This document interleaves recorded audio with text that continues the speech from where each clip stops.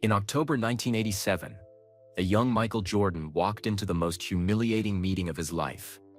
A famous fashion designer took one look at the NBA rising star and delivered a crushing rejection that would echo through the sports world. Athletes don't understand fashion. Some people are born with class. Others are not. That moment of rejection was supposed to end Michael's dreams of respect beyond basketball. Instead, it sparked a revolution that would expose corruption, create new industries, and prove that authentic talent could triumph over fake sophistication. This is the true story of how a single no changed everything. Not through revenge, but through the power of building something genuinely better. Chicago, October. Michael Jordan's hands shook as he straightened his tie in the elevator mirror. The black suit felt stiff on his broad shoulders. His mother had bought it from Sears last month, and he knew it looked good. But here, in the fancy Merchandise Mart building, everything felt different. The elevator climbed to the 15th floor.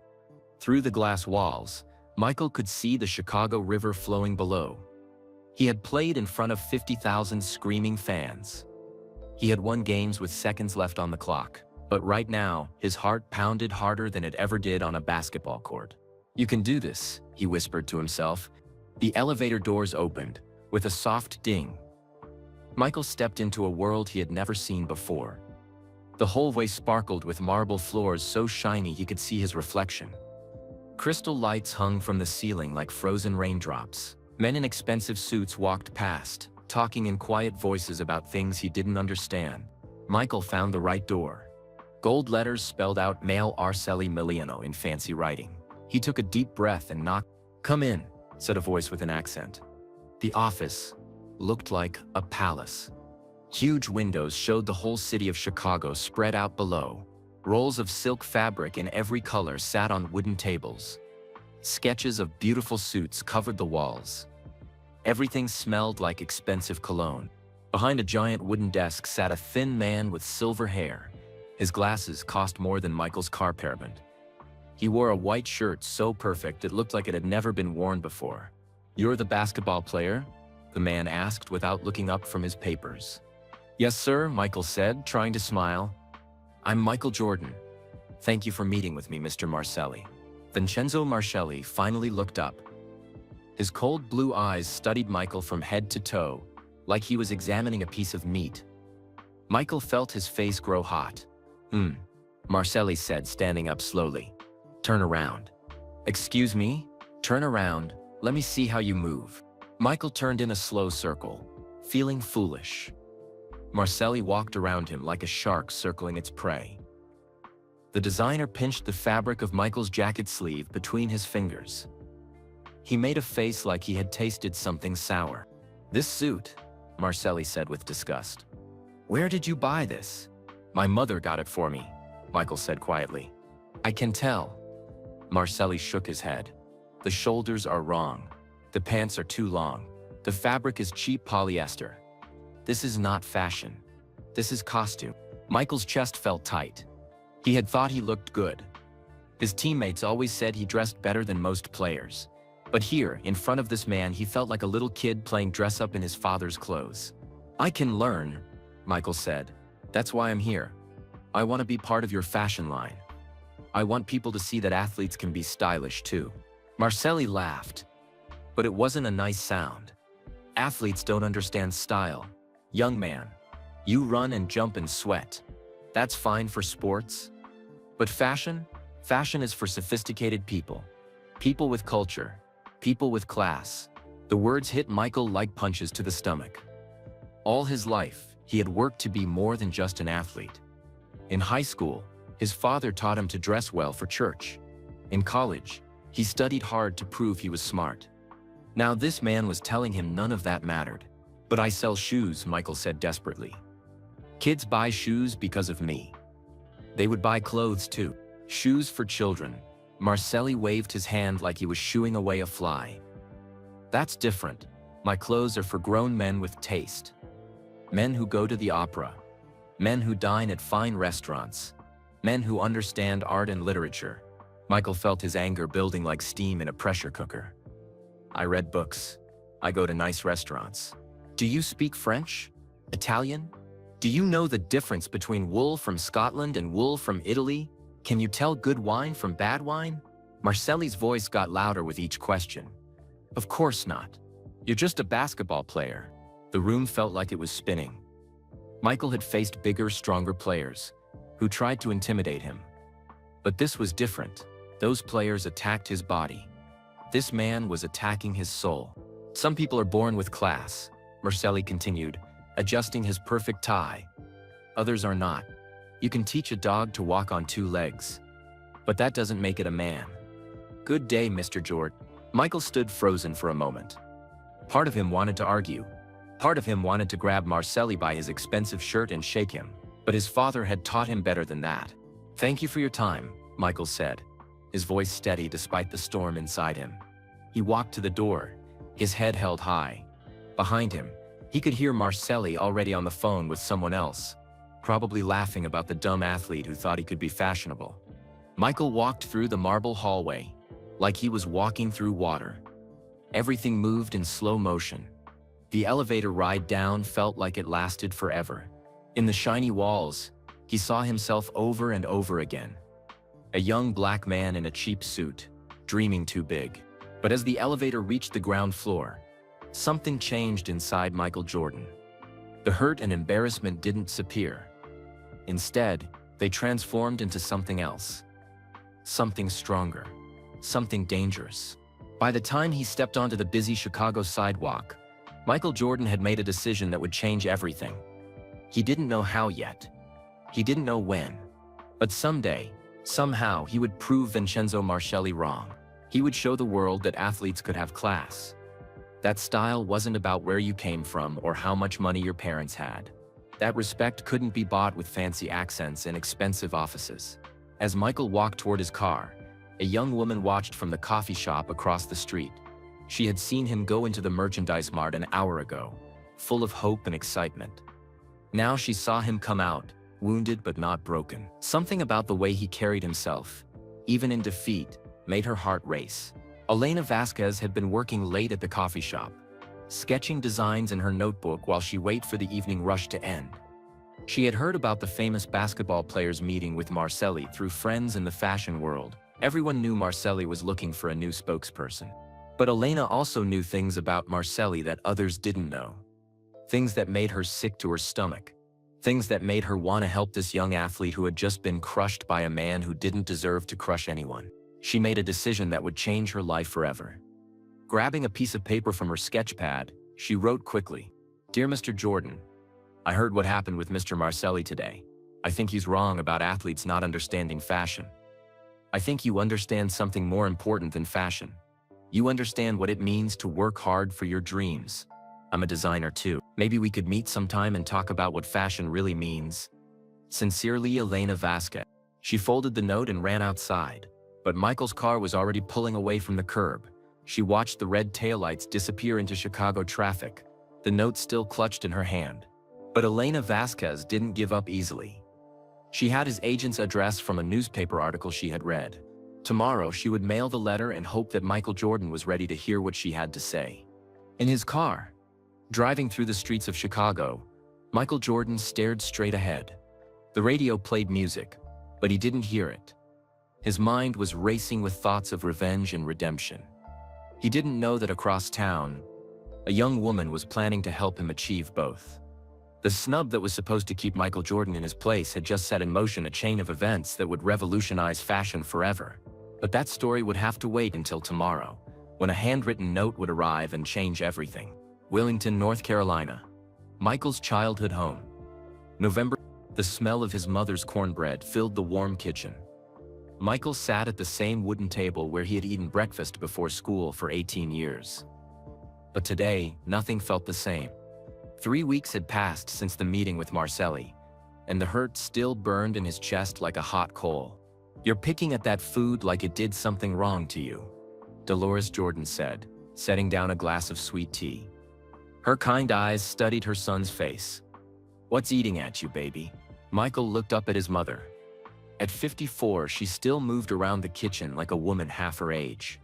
Her hair was perfectly styled, her dress pressed and neat. Even at home, Dolores Jordan carried herself with dignity. She had taught all 5 of her children that how you presented yourself to the world mattered. "Mama, do you think I'm sophisticated enough?" Michael asked quietly.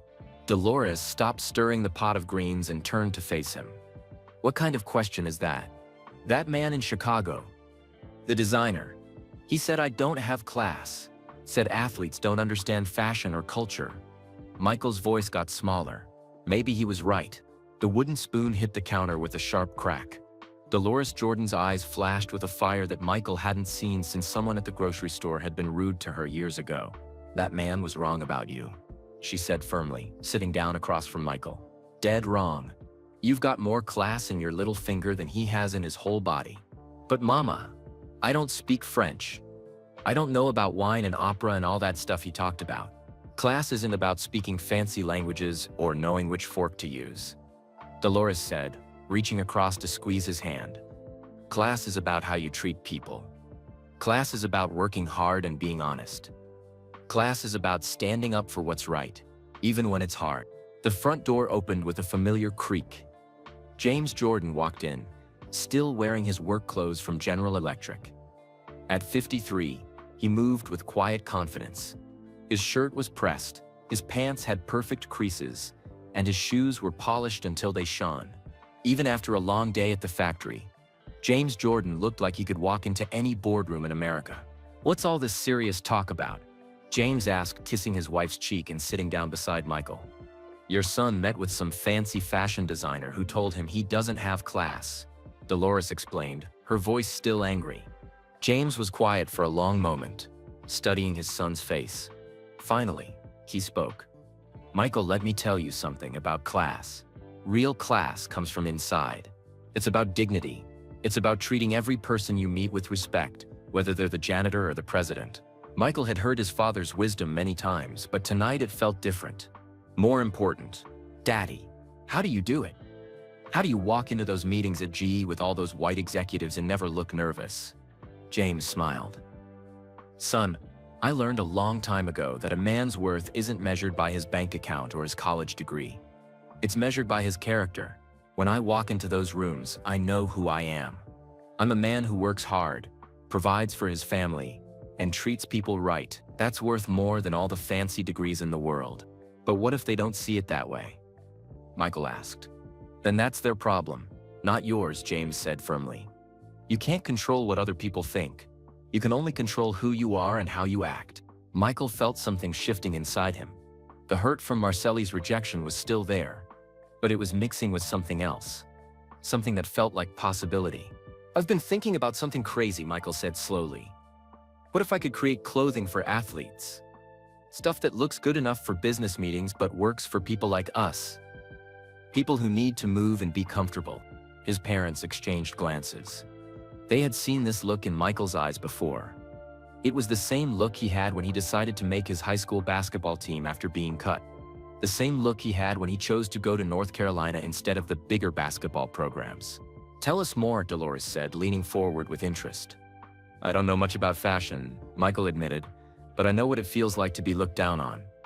I know what it's like when people think you're not good enough because of what you do for a living or where you come from." James nodded slowly. "That's a good starting point. What else?" "Athletes make good money now, Dad. We travel, we do business deals, we meet important people, but most of our clothes are either cheap suits that don't fit right or athletic gear that looks sloppy in meetings. What if someone made clothes that bridged that gap?" "Sounds like you're thinking about a real business," James said, pride creeping into his voice. "I wouldn't know where to start," Michael said. "I don't know anything about making clothes or running a fashion company." "You don't have to know everything at the beginning," Dolores said. "You just have to be willing to learn. And baby, you've never been afraid to learn." Over the next hour, the Jordan family talked about Michael's crazy idea. They discussed the challenges, the opportunity, and the risks. James shared stories about his own dreams of starting a business someday. Dolores talked about the sewing skills she had learned from her own mother. "You know," James said thoughtfully, "my friend Marcus Thompson works over at the textile factory. Been there 15 years. He knows everything about how clothes are made. Maybe you should talk to him." "Marcus?"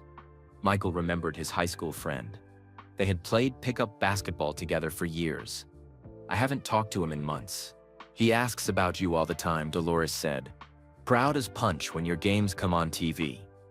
I bet he'd love to help you figure this out. As the evening wore on, Michael felt his confidence returning. Not the flashy confidence he showed on the basketball court, but something deeper. Something his parents had been teaching him his whole life without him realizing it. The designer was wrong about athletes, Michael said finally. We're not just sweaty sports players. We're businessmen, role models, community leaders. We deserve clothes that reflect all of who we are. Now you're talking, James said with a smile. That sounds like a man with a vision. The next morning, Michael called Marcus Thompson and arranged to meet him at the textile factory. As he drove through the familiar streets of Wilmington, he thought about everything his parents had said. Maybe he didn't speak French or know about wine. But he knew about hard work. He knew about dignity. He knew about not giving up when people told you that you weren't good enough. When Michael arrived at the Thompson textile factory, Marcus was waiting for him with a huge grin. They hadn't seen each other in 6 months. But the friendship picked up like no time had passed. MJ, man, I've been watching you on TV. You're killing it out there, Marcus said, giving him a bear hug. Thanks, man. But I'm here to talk about something else, something that might sound crazy. As they walked through the factory, Marcus explained how different fabrics were made, how clothes were constructed, and how the textile industry was changing. He talked about new materials that could stretch and move with the body while still looking professional. You know what's interesting? Marcus said as they watched workers operating huge weaving machines. The athletic wear companies are starting to think differently about fashion. Nike, Adidas, they're not just making shoes for sports anymore. They're making lifestyle products. What do you mean? Michael asked. People want to look athletic even when they're not playing sports. They want clothes that make them feel strong and confident. The real money isn't in just making clothes. Marcus explained, his eyes getting bright with excitement. It's in making people feel something when they wear them. Michael felt a spark of recognition. That's exactly what he wanted to do. He wanted to make clothes that made athletes feel respected and sophisticated. Clothes that made them feel like they belonged in any room they walked into. Marcus, what if we could make that happen? What if we could create clothes for athletes that look professional but feel comfortable?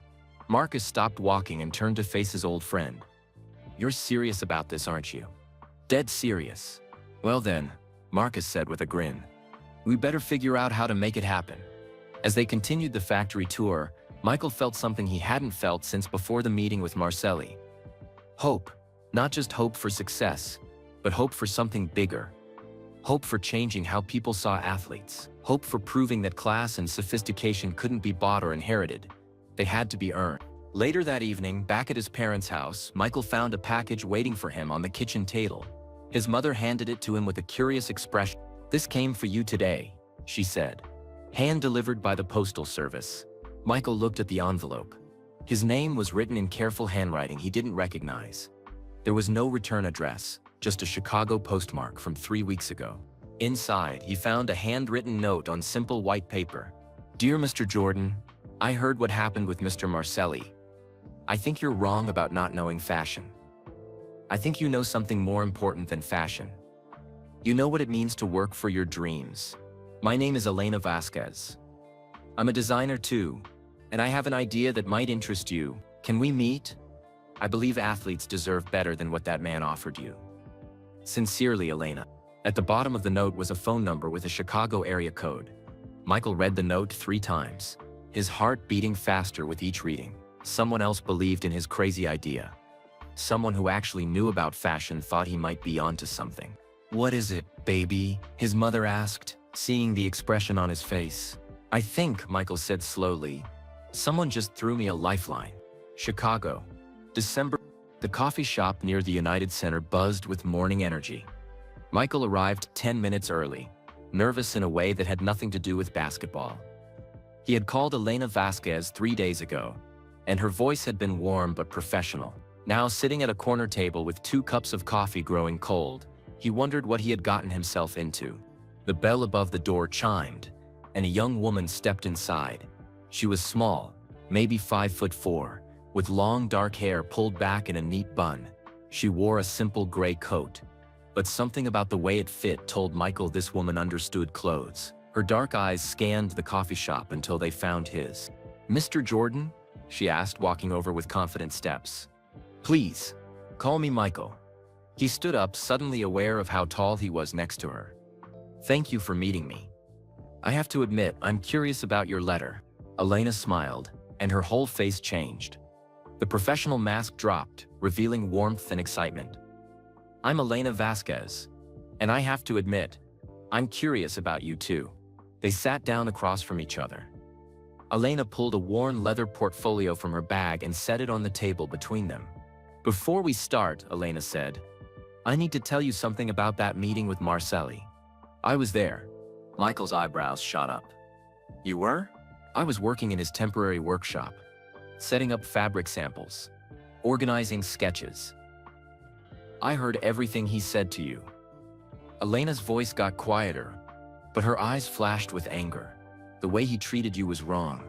Completely wrong." "You work for him?" Michael felt his stomach sink. "I worked for him. For exactly 1 week. I quit the next day." Elena opened her portfolio. "I've been designing clothes since I was 16, Mr. Jordan. I learned to sew from my grandmother when my family moved here from Mexico City. I put myself through design school cleaning offices at night." She pulled out a sketch and turned it toward Michael. It showed a man in a suit that looked both personal and athletic. The jacket had clean lines, but seemed to allow for movement. The pants looked sharp, but not stiff. "I've watched your games," Elena continued. "You move like a dancer. You have natural grace. Marcelli was wrong about athletes not understanding their bodies. You understand yours better than any fashion model." Michael studied the sketch. Something about it felt right in a way he couldn't explain. "This looks like something I could actually wear." "That's the point." Elena's excitement was building. Fashion should serve the person wearing it, not the other way around. Marcelli makes clothes for people who stand still and look pretty. But what about people who actually do things? People who work and move and live active lives? She pulled out more sketches. Suits with hidden stretch panels. Shirts that looked formal but breathed like athletic wear. Pants that appeared traditional but moved like workout clothes. "These are incredible," Michael said, genuinely amazed. "How long have you been working on this?" "Years," Elena admitted. "I've been sketching designs for professional athletes since I was in school. But I never had the courage to approach anyone. Then I saw what happened with Marcelli, and I knew I had to try." Michael set down the sketches and looked directly at Elena. "Why me? You could probably find athletes with more money or better connections." Elena was quiet for a moment, choosing her words carefully. "Because of how you handled yourself in that office. Marcelli insulted you, treated you like you were nothing, and you didn't lose your temper. You didn't yell or storm out. You kept your dignity." She paused, her voice getting softer. "That told me everything I needed to know about your character." "I wanted to yell," Michael admitted. "I wanted to grab him and shake him. But you didn't. That's class, Michael. Real class." They spent the next 2 hours talking about Elena's designs and Michael's vision. Elena explained how fabrics worked, how different cuts affected movement, how colors and patterns could make someone look more or less professional. Michael shared his experiences as a professional athlete. How hard it was to find clothes that fit his broad shoulders and long arms. How uncomfortable most suits were during long flights or business meetings. How he wanted to look sophisticated, but still feel like himself. "The problem with most athletic wear," Michael said, "is that it screams gym. And the problem with most business clothes is that they feel like a costume." "Exactly," Elena said, her eyes lighting up. "What if we could create something that splits the difference? Professional enough for any business meeting, comfortable enough for travel, stylish enough that people notice you for the right reasons." As their conversation continued, other challenges emerged. Elena had the design skills but no money for materials or manufacturing. Michael had some savings but no knowledge of the fashion industry. Neither of them had business experience or industry connections. "I can't afford to start a company," Michael said honestly. "My NBA salary is good, but most of it goes to taking care of my family and saving for the future. And I can't afford to quit my day job," Elena replied. I'm working at a small alteration shop in Little Village, barely making rent. They sat in silence for a moment, the weight of the obstacles settling between them. What if we started really small? Elena asked suddenly. What if we just tried to make one perfect outfit? Something that proves the concept works? Michael considered this. Like a prototype? Exactly. One suit that shows what's possible. If it works, maybe we can figure out how to make more. How much would that cost? Elena did quick calculations in her head.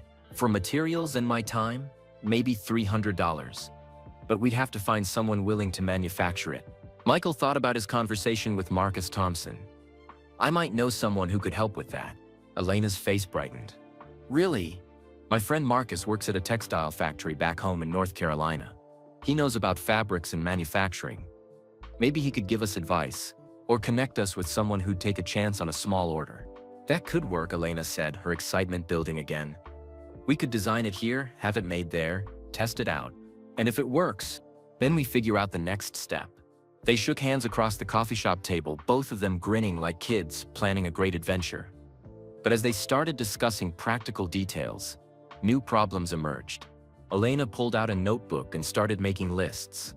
We'll need measurements, fabric samples, pattern-making supplies. And we'll need to decide exactly what we're making. A suit, Michael said. Something I could wear to a business meeting or a nice dinner. But not just any suit. It needs to be perfect. It needs to prove that athletes can be fashionable without sacrificing comfort. As they worked through the details, Elena noticed other coffee shop customers glancing at them. A few had recognized Michael, but most seemed curious about the intense young woman with sketches spread across the table. People are staring, Elena said quietly. Michael looked around and shrugged. Let them stare. This is important. His casual confidence impressed Elena. She had spent years feeling self-conscious about her accent, her background, her dreams of working in fashion. But Michael seemed comfortable with who he was, even in unfamiliar territory. Can I ask you something, Elena said. Why does this matter so much to you? You're already successful. You could just ignore what Marcelli said and focus on basketball. Michael was quiet for a long moment.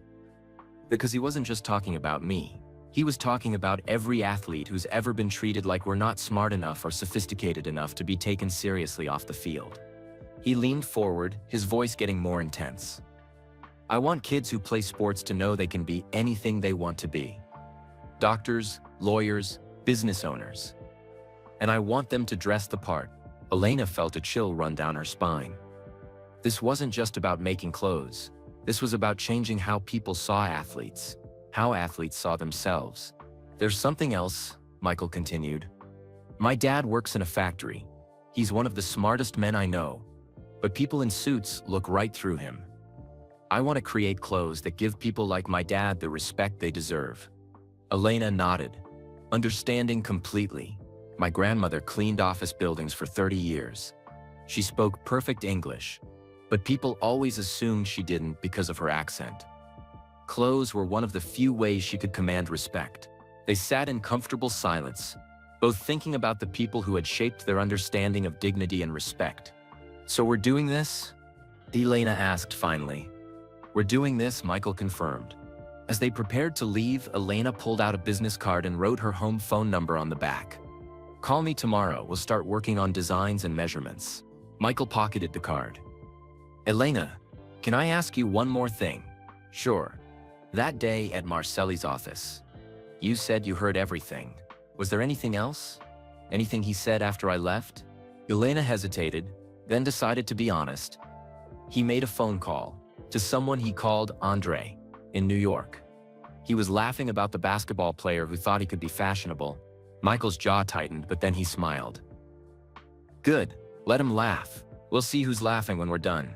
As they walked out of the coffee shop together, Elena felt like she was stepping into a new chapter of her life. She had spent years dreaming of creating something meaningful in fashion.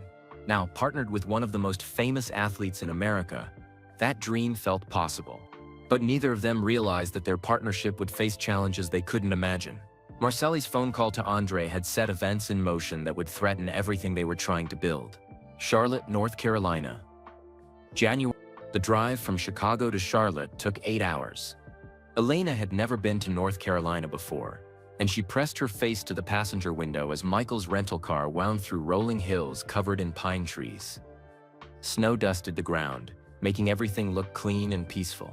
"It's beautiful here," she said softly. "Wait until you meet the people," Michael replied, his voice warm with pride. "My friend Marcus, the factory owner we're meeting. They're good folks, honest folks." But as they pulled into the parking lot of Chen Manufacturing, Michael felt his stomach tighten. He hadn't told Elena the whole story about Robert Chen. There was history there, complicated history that involved his father and old wounds that might not have healed. The factory was smaller than Elena had expected. It's a simple brick building with Chen Manufacturing painted in white letters across the front. Workers' cars filled the parking lot, and she could hear the hum of machinery through the walls. "Are you okay?"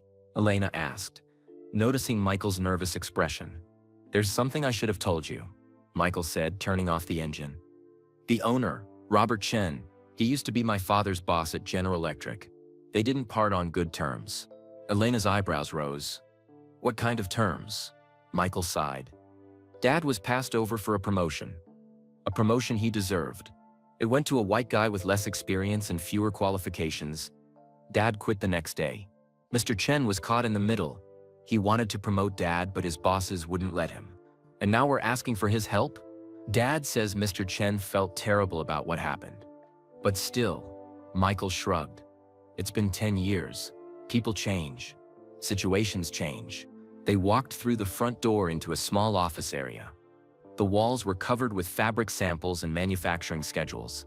A receptionist smiled and told them Mr. Chen would be right out. Robert Chen emerged from the back office, and Elena saw Michael's shoulders tense. Chen was a small man in his 50s with graying hair and kind eyes behind wire-rimmed glasses. He wore a simple button-down shirt and dark pants. Practical clothes for someone who worked in manufacturing. When Chen saw Michael, he stopped walking. For a moment, the two men just looked at each other across the small lobby. "Michael Jordan," Chen said quietly. "You look just like your father." "Mr. Chen," Michael replied, his voice careful and polite. "I've watched you play on television," Chen continued. "Your father must be very proud." The silence stretched uncomfortably. Elena could feel the tension between them like a wall she couldn't see through. Finally, Chen spoke again. "Your father was a good man, Michael. One of the best workers I ever supervised. I always regretted how things ended." Michael's expression softened slightly. "He speaks well of you too, sir." Chen nodded toward Elena. "And this is your business partner, Elena Vasquez," she said, stepping forward with her hand extended. "Thank you for agreeing to meet with us. Mr. Chen, please, call me Robert." His handshake was firm and warm. "Come, let me show you the factory. Then we can talk about your project." The factory floor was a maze of cutting tables, sewing machines, and fabric storage areas. Workers moved efficiently between stations, transforming flat pieces of cloth into finished garments. The air smelled of cotton and machine oil. "We make mostly uniforms here," Robert explained as they walked. "Work clothes for hospitals, hotels, restaurants. Nothing fancy, but everything's built to last." Elena studied the operation with professional interest. She saw quality equipment, skilled workers, and attention to detail. This wasn't a sweatshop, this was a legitimate manufacturing facility. "What kind of volume do you usually handle?" she asked. "Our typical order is 500 to 5,000 pieces," Robert replied. "But we've done smaller runs for specialty items." They stopped at a cutting table where a worker was laying out patterns for hospital scrubs. Robert picked up a piece of the fabric and handed it to Elena. "Feel that," he said. "Cotton polyester blend. Comfortable, durable, easy to care for. Good for people who work hard and need clothes that work with them, not against them." Elena examined the fabric with expert fingers. The weave was tight, the texture smooth. This was quality material. "We're looking for something different," Michael said. "Business clothes that move like athletic wear. Professional looking but comfortable for people with active lifestyles." Robert nodded thoughtfully. "Interesting concept. The fabric would be key. Something with stretch but that holds its shape. Natural fibers blended with performance materials." They spent an hour touring the facility. Elena asked detailed questions about construction techniques, quality control, and production timelines. Robert answered everything patiently, clearly impressed by her knowledge. Finally, they returned to his office. Robert poured 3 cups of coffee and sat behind his desk, studying the sketches Elena had brought. "The construction is clever," he admitted, running his finger along the lines of Elena's drawings. "These hidden stretch panels here, the way you've designed the shoulder seam to accommodate broader builds. It's innovative work." "Thank you," Elena said, pleased by his professional assessment. Robert looked up at Michael. "But I have to be honest with you. The fashion industry is brutal, especially for newcomers. Big companies with deep pockets can crush small operations like yours before you get started." "We know it won't be easy," Michael replied. "But we think there's a real need for what we're creating." "There might be," Robert agreed. "But need isn't enough. You need capital, distribution, marketing. And you need to be prepared for people who won't want you to succeed." Elena leaned forward. "What do you mean?" Robert was quiet for a moment, choosing his words carefully. "The fashion industry is very traditional, very protective of its established order. A basketball player and a young woman designer trying to break in. Some people won't like that." "Because we're outsiders?" Michael asked. "Because you threaten their control," Robert said bluntly. "If athletes can create their own fashion lines, what do they need the traditional fashion houses for? If talented designers can work independently, what do they need the big corporations for?" The weight of his words settled over the small office. Elena felt a chill that had nothing to do with the January weather outside. "So you won't help us?" Michael asked. Robert looked at him for a long moment. "I didn't say that." He pulled out a calculator and started working with numbers. "I can make you 50 pieces, he said finally. "But you'll need to pay for materials up front, about $1,500. And I can't guarantee anything beyond that first order." Michael and Elena exchanged glances. $1,500 was more than they had expected, but it was manageable. "Why are you willing to take the risk?" Elena asked. Robert smiled sadly. "Because I owe your father a debt, Michael. I couldn't fight for him when he needed me to. Maybe I can fight for his son now." The emotional weight of the moment hung heavy in the room. Michael felt tears threatening and had to look away. "There's something else," Robert continued. "If we're going to do this, we do it right. Quality materials, careful construction, attention to detail. No shortcuts." "Agreed," Michael said firmly. "And one more thing." Robert's expression became serious. "If this works, if you start getting orders and growing, remember where you came from. Remember the people who helped you when no one else would." As they prepared to leave, Robert walked them to the parking lot. The afternoon sun was setting behind the pine trees, painting the sky orange and pink. "Michael," Robert said quietly, "tell your father I said hello. Tell him I'm sorry it took me so long to do the right thing." Michael nodded, too moved to speak. Driving back toward the highway, Elena was quiet for several miles. Finally, she spoke. "That was about more than business back there." "Yeah," Michael agreed. "It was about family. About making things right. Your father's situation at General Electric. Is that part of why this matters so much to you?" Michael was quiet for a moment. "My dad is brilliant, Elena.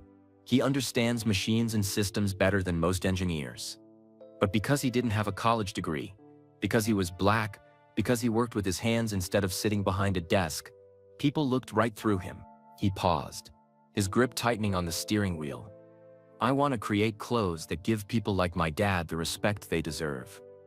Clothes that say I'm successful and I'm professional without having to apologize for who you are or where you came from." Elena understood. Her grandmother had cleaned offices for 30 years, invisible to the people in expensive suits who walked past her every day. Good clothes hadn't made her grandmother more worthy of respect.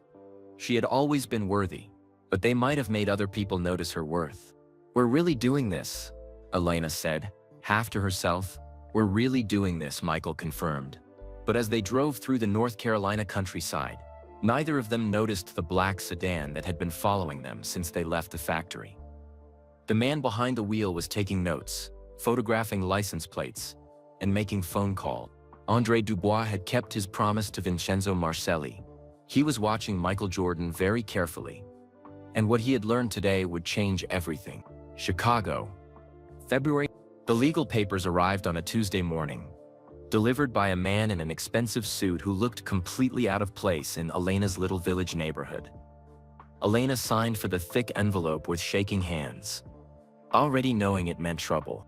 Inside her small apartment above the alteration shop, she spread the documents across her kitchen table. The legal language was confusing, but the message was clear. Vincenzo Marcelli was suing her for breach of contract and theft of intellectual property. "This can't be happening," she whispered to herself. Her hands trembled as she dialed Michael's number. He answered on the second ring, his voice careful. "Elena, perfect timing. I just got back from practice and I have great news about—" "Michael, we have a problem," Elena interrupted, her voice tight with worry. "A big problem." 20 minutes later, Michael sat in Elena's tiny kitchen, reading through the legal documents with growing anger. Papers claimed that Elena had signed a non-compete agreement when she worked for Marcelli, preventing her from working on any fashion projects for 2 years. "This is ridiculous," Michael said, his voice rising. "You worked for him for 1 week." "1 week was enough, apparently," Elena replied, her voice hollow. She had been crying, and her eyes were red and puffy. "My English isn't perfect, Michael. When I signed his employment papers, I didn't understand everything. I thought I was just agreeing to keep his designs secret." Michael studied the contract more carefully. The language was deliberately confusing, written in a way that would trap someone who wasn't used to legal documents. "This feels like a setup," he said finally. "Like he planned this from the beginning. What are we gonna do?" Elena asked. "I can't afford a lawyer.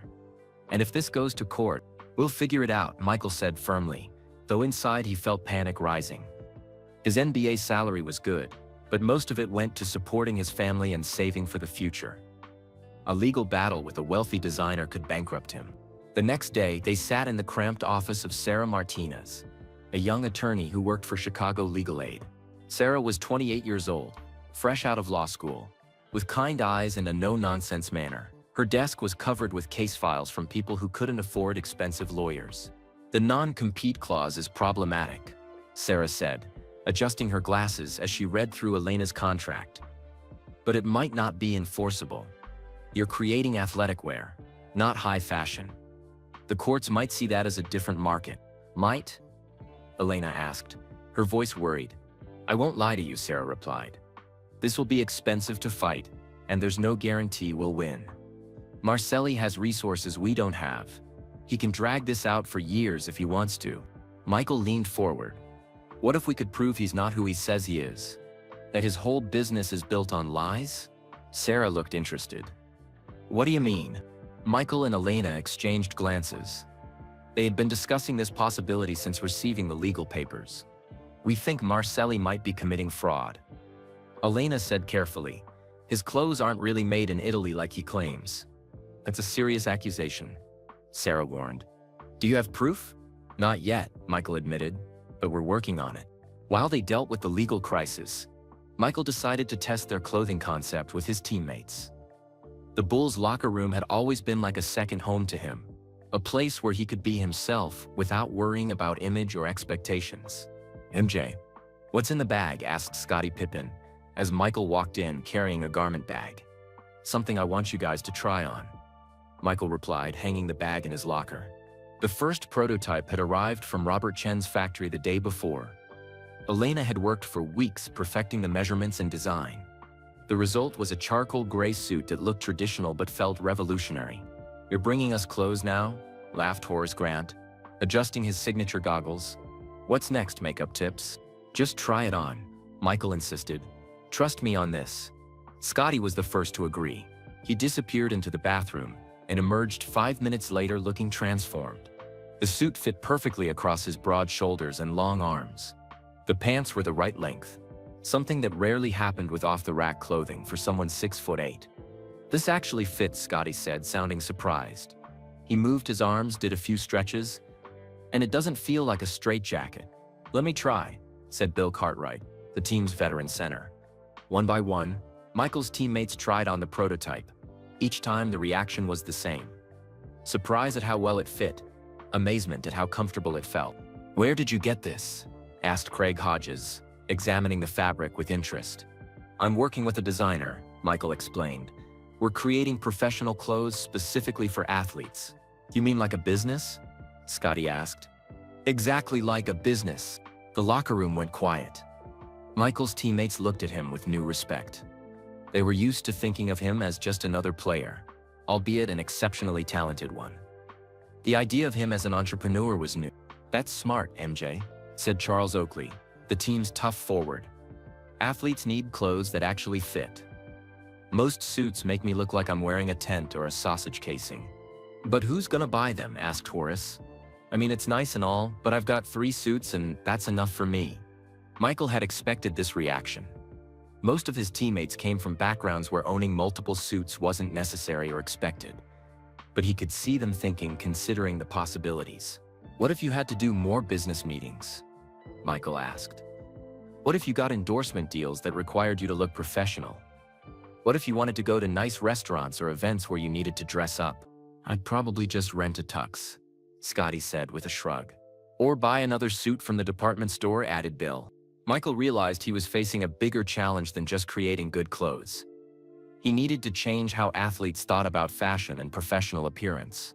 Over the next few weeks, Michael wore Elena's designs to team functions, press conferences, and around Chicago. The local media began to notice. Sam Smith from the Chicago Tribune wrote a brief mention about Jordan's elevated style sense. A few other reporters asked where he was getting his clothes. I'm working with a local designer, Michael told them, careful not to reveal too much. Someone who understands that athletes deserve to look as good as anyone else. The media attention was mostly positive, but it also attracted unwanted scrutiny. Andre Dubois, the New York fashion critic, who had been feeding information to Marcelli, published a scathing piece in Fashion Week Daily. Athletes wearing designer clothes is like putting makeup on a gorilla, Dubois wrote. You can dress them up, but they're still just athletes. The fashion industry should stick to dressing people who understand sophistication, not muscle-bound sports figures who mistake flash for style. The article was reprinted in newspapers across the country. Michael read it sitting in his apartment, his anger building with each word. Elena, who was visiting to work on new designs, watched his face grow darker. He's trying to bait you, she said quietly. He wants you to respond with anger. Maybe I should, Michael replied, his voice tight. Maybe it's time people heard what I really think. Or maybe we let our work speak for itself. Elena suggested. The best revenge is success. Michael looked at her, admiring her wisdom. At 26, she had already faced more discrimination and setbacks than most people experienced in a lifetime. Yet she maintained her focus on the goal instead of getting distracted by insults. You're right, he said finally. But it still hurts. I know, Elena replied. But we're building something real here. Something that will outlast their insults. As February turned into March, their legal situation grew more complex. Marcelli's lawyers filed additional motions, trying to prevent Elena from working on any fashion projects while the case was pending. Sarah Martinez fought back, but she was outgunned and outfinanced. Then disaster struck in the worst possible way. Michael's phone rang at 3 in the morning on March 15th. Elena's voice was barely recognizable through her tears. Michael, there's been a fire, she sobbed. Robert's factory, it's gone. Everything's gone. Michael sat up in bed, instantly awake. What do you mean gone? The whole building burned down. All our fabric, our patterns, our equipment. Robert says it started in the storage area where our materials were kept. The room seemed to spin around Michael. Months of work, thousands of dollars in materials, their hopes and dreams, all reduced to ash. Are you sure it was an accident? He asked, though he already suspected the answer. Elena was quiet for a long moment. The fire investigator says it looks suspicious, like someone might had set it on purpose. Michael felt cold fury building in his chest. First the legal attacks, then the public insults, now arson. Someone was determined to destroy them before they could even get started. Elena, pack a bag, he said, his voice calm but deadly serious. Come stay with me until we figure out what's happening. Michael, this isn't a request, he interrupted. If someone burned down the factory, you might not be safe either. As Elena packed her few belongings in the pre-dawn darkness of her little village apartment, she felt like her world was collapsing. Everything she had worked for, everything she had dreamed of, was disappearing like smoke. But she also felt something else: determination. Whoever was doing this to them had made a serious mistake. They had underestimated what Michael Jordan and Elena Vasquez were capable of when they were truly motivated. The war for their future was just beginning. Charlotte, March. The smell of smoke still hung in the morning air when Michael and Elena arrived at what used to be Chen Manufacturing. The brick walls remained standing, but everything inside was destroyed. Twisted metal frames of sewing machines poked through piles of ash. Melted fabric formed strange, colorful sculptures on the factory floor. Robert Chen stood in the parking lot, staring at the ruins of his life's work. His usually neat route was wrinkled, his hair uncombed. He looked like he had aged 10 years overnight. "Robert," Elena said softly, approaching him carefully. "I'm so sorry." He turned to look at her, his eyes red from smoke and tears. 30 years, he said quietly. 30 years building this business, gone in 4 hours. Michael put his hand on the older man's shoulder.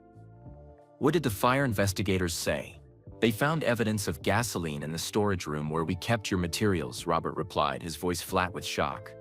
"Someone poured it around the fabric racks and lit a match." Elena felt sick to her stomach. "This is our fault. Someone did this because of our project." "No," Robert said firmly, some life returning to his voice. "This is the fault of whoever lit the match. Not you, not your dreams." James Jordan arrived an hour later, driving down from Wilmington as soon as Michael had called him. He surveyed the destruction with the practical eye of a man who had worked with machinery his whole life. "Insurance?" he asked Robert. Robert shook his head sadly. "Not enough. The policy will cover maybe half of what I need to rebuild. And that's if they don't fight me on the arson claim." "What about your workers?" Elena asked. "The people who depend on jobs here." "I had to let them go yesterday," Robert said, his voice breaking slightly. 23 families. Some of them have been with me for 15 years. Michael felt anger burning in his chest like acid. Whoever had done this hadn't just attacked him and Elena. They had destroyed the livelihoods of innocent people. But then something unexpected began to happen. Marcus Thompson arrived with coffee and sandwiches for everyone.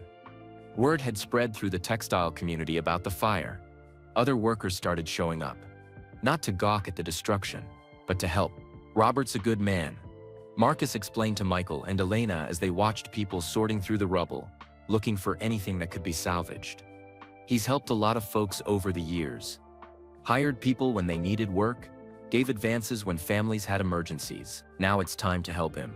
By afternoon, the parking lot looked like a community gathering. Someone had brought folding tables and chairs.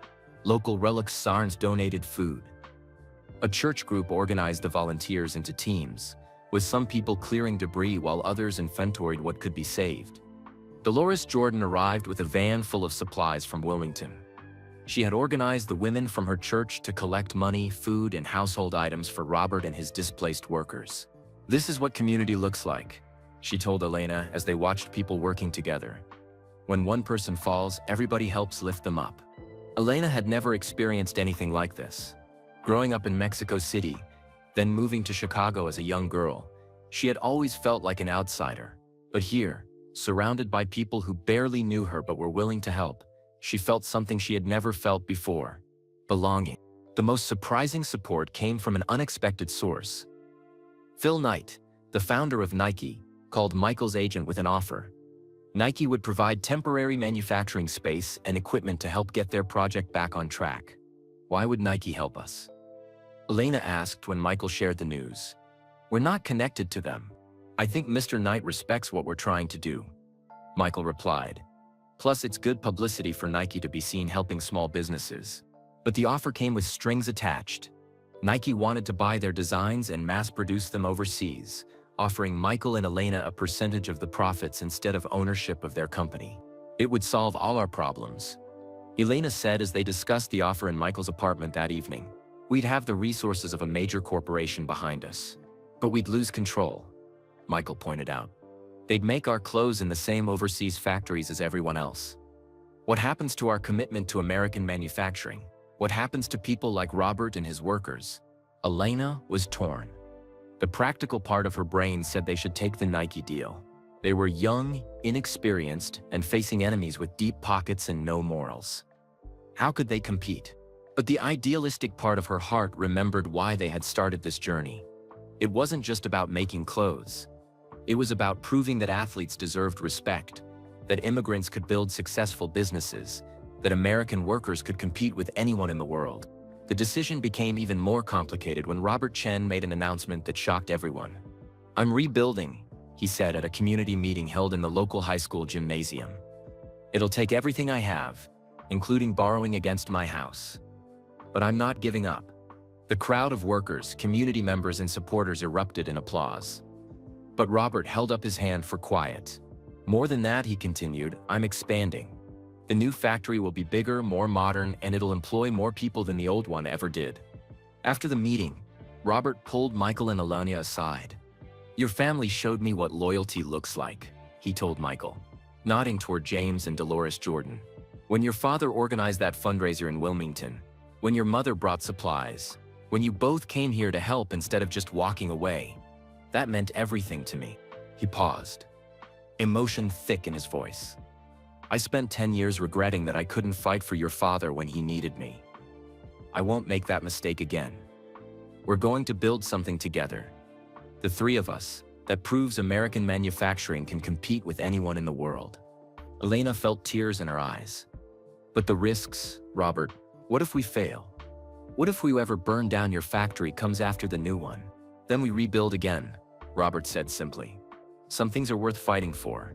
Michael felt a weight lifting from his shoulders. The Nike offer had been tempting because it seemed safe, but safety wasn't what had driven him to this point. Excellence was. Innovation was. The belief that he could build something meaningful that would outlast his basketball career. "Nike's offer is off the table," he announced. "We're doing this ourselves." Over the next few weeks, something beautiful emerged from the ashes of the destroyed factory. The local community rallied around Robert's rebuilding effort in ways that surprised everyone. A local bank offered a low-interest construction loan. Building contractors volunteered their services at cost. Equipment suppliers extended generous payment terms. Marcus Thompson organized a group of experienced textile workers who pledged to work for reduced wages during the startup phase in exchange for profit sharing once the business became profitable. "We're not just rebuilding a factory," Marcus explained to Elena as they watched the construction crews laying the foundation for the new building. "We're building a cooperative, a business that's owned partly by the workers, partly by the community, and partly by people like you and Michael who have the vision." Elena was fascinated by the concept. So everyone has a stake in this success. Everyone has a stake. Everyone has a voice. And everyone shares in the profits. Marcus confirmed. It's the American dream, but done right. The new business model attracted national attention. Magazine articles appeared about the Phoenix factory that had risen from the ashes of arson. Television news crews visited Charlotte to document the rebuilding process. During one interview, Michael was asked about turning down Nike's offer. "Some people think we're crazy," he admitted to the reporter.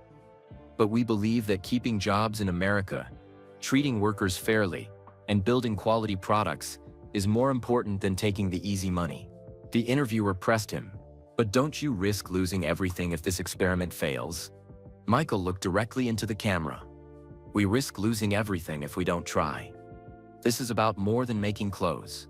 This is about proving that people who work hard and dream big can still succeed in America." The interview aired nationally and generated hundreds of phone calls from people wanting to support their venture. Orders began coming in from customers who hadn't even seen their products yet. People who wanted to support American manufacturing and the story of rebuilding from adversity. But success also brought new challenges. Andre Dubois published another vicious article, this time questioning whether the factory fire had been set by Michael and Elena themselves for publicity. How convenient that an unknown basketball player and immigrant seamstress suddenly become national heroes after their factory mysteriously burns down. Dubois wrote, "Perhaps investigators should look more closely at who really benefited from this tragedy." The accusation was outrageous and hurtful, but it also revealed how desperate their enemies were becoming. The fire had been intended to destroy their dreams, but instead it had made them stronger and more determined. Elena read Dubois' article while sitting in the construction trailer that served as their temporary office. Instead of feeling discouraged, she felt energized. "He's scared," she told Michael. "They're all scared. They thought burning down the factory would end this, but look what happened instead." She gestured toward the construction site where crews were working to complete the new building ahead of schedule. "We have more support now than we ever did before. More orders, more community backing, more national attention." Michael nodded, watching the progress on their new factory. "My father always said that you find out what people are really made of when everything goes wrong. I guess we found out what we're made of." "And what's that?" Elena asked. Michael smiled. The first genuinely happy expression she had seen from him since the fire. "The same stuff as the people who are helping us rebuild. Determination, community, and the belief that tomorrow can be better than today." As the sun set over the construction site, casting long shadows across the foundation of their dreams, Michael and Elena felt something they hadn't expected after losing everything: hope. But their enemies weren't finished. Even as they celebrated their recovery, new threats were gathering that would test their partnership in ways they couldn't imagine. Chicago, April. Elena discovered the smoking gun by accident. She was staying late at Sarah Martinez's law office, helping organize documents for their defense against Marcelli's lawsuit, when she knocked over a stack of papers. As she bent to pick them up, one document caught her eye. It was a shipping manifest from Bangladesh dated 6 months earlier. The destination was listed as Marcelli, Milano, New York. But what made Elena's heart race was the description of the goods: men's suits, cotton wool blend, manufactured by Dhaka Textile Works. "Sarah," Elena called out, her voice trembling with excitement. "You need to see this." Sarah Martinez looked up from her computer, tired from another 16-hour day fighting a case she couldn't afford to lose. "What is it?" "Marcelli's clothes aren't made in Italy," Elena said, holding up the document. "Look at this shipping record. Everything comes from Bangladesh sweatshops." Sarah grabbed the paper, her lawyer instincts immediately recognizing the importance. "Where did you get this?" "It was mixed in with the discovery documents his lawyers sent us," Elena explained. "I think they made a mistake and included it by accident." Sarah studied the manifest more carefully. "If this is real, it means Marcelli has been lying to his customers for years. His authentic Italian craftsmanship is actually mass-produced in overseas factories using cheap labor." "That's fraud, right?" Elena asked hopefully. "On a massive scale," Sarah confirmed. "But we need more proof. One document isn't enough to bring down his entire operation." Over the next week, Elena threw herself into investigation mode. She contacted former employees of Marcelli's company, reached out to people in the fashion industry, and spent hours at the library researching import records and business filings. What she discovered made her sick to her stomach. Vincenzo Marcelli wasn't even Italian. His real name was Vincent Marchetti, and he had grown up in Bensonhurst, Brooklyn. His family had run a small tailoring shop for 3 generations. But Vincent had bigger dreams. He created the fake aristocratic persona, complete with manufactured Italian accent, to sell luxury fashion to wealthy Americans who wanted European sophistication. But that wasn't the worst part. Elena's investigation revealed that Marchetti had been stealing designs from small minority-owned fashion businesses for over a decade. He would identify talented young designers, often immigrants or people of color, and either buy them out for pennies or use his legal resources to intimidate them into silence. "He's been doing to other people what he tried to do to us," Elena explained to Michael as they sat in his apartment surrounded by documents and photographs. Only most of them didn't have the resources to fight back. Michael felt anger building in his chest as he looked through the evidence. Photos of young designers whose careers had been destroyed, legal documents showing pattern of exploitation, shipping records proving years of deception. "This changes everything," he said finally. "We're not just fighting for our business anymore, we're fighting for everyone he's hurt." But Elena was wrestling with a difficult decision. Exposing Marcelli's fraud would certainly help their legal case, but it would also shift media attention away from their clothing line and onto the scandal. It might even put them in physical danger if Marcelli was willing to commit arson. "I keep thinking about my grandmother," Elena said quietly. "She used to tell me, 'Elena, You can't fight every battle, but you must fight the battles that matter. And this matters? Michael asked. Elena looked at him with eyes full of determination. Those young designers he destroyed, they could have been the next generation of fashion innovators. Instead, their dreams died so he could get richer selling fake Italian luxury. The ethical debate was complicated by practical concerns. If they went public with the fraud allegations, Marcelli would certainly retaliate. His lawyers were already making their lives miserable with the current lawsuit. Full-scale war would be expensive and dangerous. Michael called his parents for advice. James and Dolores Jordan listened carefully as he explained the situation over a crackling long-distance connection. "Son, your grandmother used to say something that stayed with me my whole life," James said finally. "She said you don't tear down someone else's house to build your own, but you also don't build your house on a foundation of lies." "What do you think that means for us?" Michael asked. "I think it means you do what's right and let the consequences take care of themselves," Dolores replied. "You don't go looking to destroy this man, but you don't hide the truth either." Their decision became clearer when they received unexpected support from a surprising source. Magic Johnson called Michael at home, having heard about their legal troubles through NBA circles. "MJ, I heard you're getting into the fashion business," Magic said, his distinctive laugh carrying over the phone line. "That's smart thinking, man. Athletes need to diversify." "It's been more complicated than I expected," Michael admitted. "Most good things are," Magic replied. "But here's what I learned building my business empire. Sometimes you have to take a stand on principle, even when it's costly. Especially when it's costly." Magic's support meant more than Michael had expected. Here was another elite athlete who understood the importance of building something beyond basketball. Someone who had faced criticism for his business ventures but pushed forward anyway. "You know what?" Magic continued. "I want to try some of your designs. If they're as good as I hear, maybe we can work something out. Competition ends on the court, brother. Off the court, we should lift each other up." The conversation with Magic gave Michael confidence that they were on the right path. But it also attracted unwanted attention from their enemies. 3 days later, Elena received a threatening phone call at her apartment. "Miss Vasquez," said a voice she didn't recognize, "you're playing with fire. Drop the lawsuit. Abandon your little fashion project and go back to your sewing machine. This is your only warning."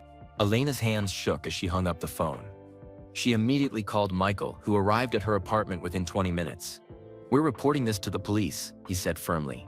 "What are they going to do?" Elena asked, fear evident in her voice. "We don't even know who called." Michael felt protective fury rising in his chest. Elena had become like family to him, and someone threatening her was threatening his family. "Pack a bag," he said. "You're staying with me until we figure out who's behind this."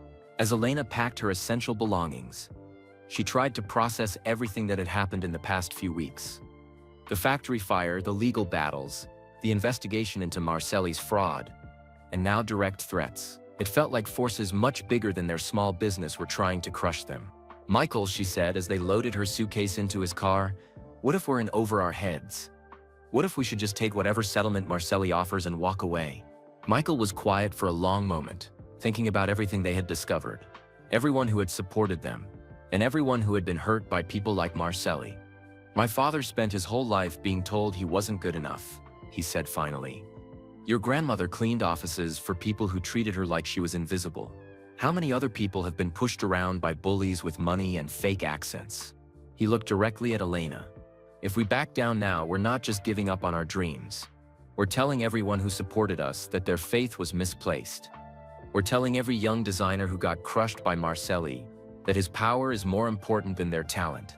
Elena felt something shift inside her chest. The fear was still there, but it was mixed with something stronger, righteous anger.